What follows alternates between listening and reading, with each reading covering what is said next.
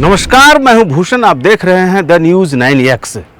अंगिका भाषा के आंचलिक कवि और गीतकार भगवान परले का निधन हो गया। वे 80 वर्ष से अधिक उम्र के थे। उनका निधन स्वाभाविक रूप से हुआ है। हम आपको बताएंगे कि आखिर कौन थे भगवान परले। कहते हैं वह अट्टालिका अट्टालिका नहीं, जहां दीप न हो तो पशुओं का घर है। वह अंगूठी दूब की अंगूठी है जिसमें हीरे का नगीना न हो। वही दीप थे भगवान परले, वही नगीना थे भगवान परले।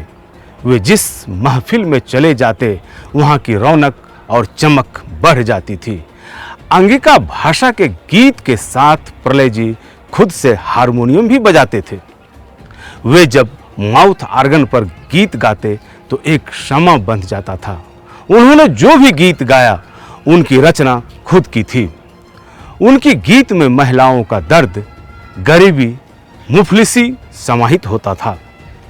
सोन बरसेत हमरे करम जरी जाए, सोन बरसेत हमरे करम जरी जाए। मोन एहने कहे कि वो घोर घुरी आए, मोन एहने कहे कि वो घोर घुरी आए। सोन बरसेत हमरे करम जरी जाए, सोन बरसेत हमरे करम जरी। चूंकि अंगिका भाषा में ही उनकी सारी गीत हुई, इसलिए उन्हें आंचलिक उपन्यासकार फणीश्वर नाथ रेणु के सदृश ही आंचलिक कवि और गीतकार के रूप में पहचान बनी।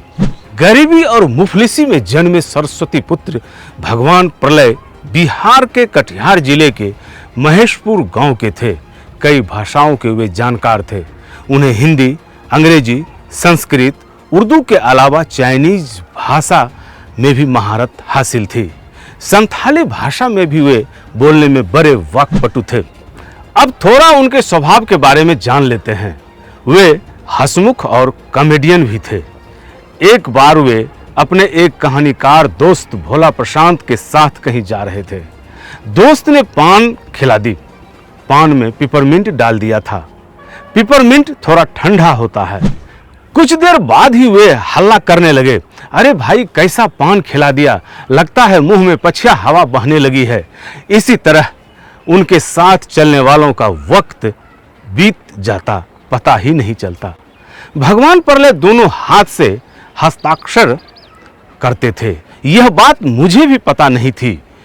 मैं एक कार्यक्रम के लिए उनकी अनुमति लेने गया था। उन्होंने बाई हाथ से हस्ताक्षर कर दिया। मैंने पूछा कि आप इसी हाथ से लिखते हैं क्या? तो उन्होंने झट से जवाब दिया, दोनों तो हाथ ही है ना।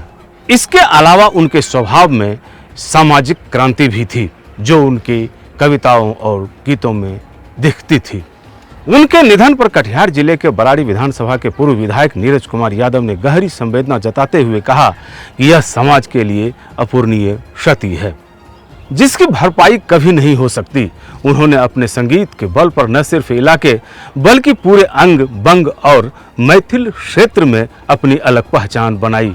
भगवान परले के निधन पर पूर्णिया के राष्ट्रपति पुरस्कार से सम्मानित शिक्षक संजय कुमार सिंह ने भी गहरी संवेदना जताई है। उनकी आत्मा को शांति मिले, हमारी भी यही प्रार्थना है।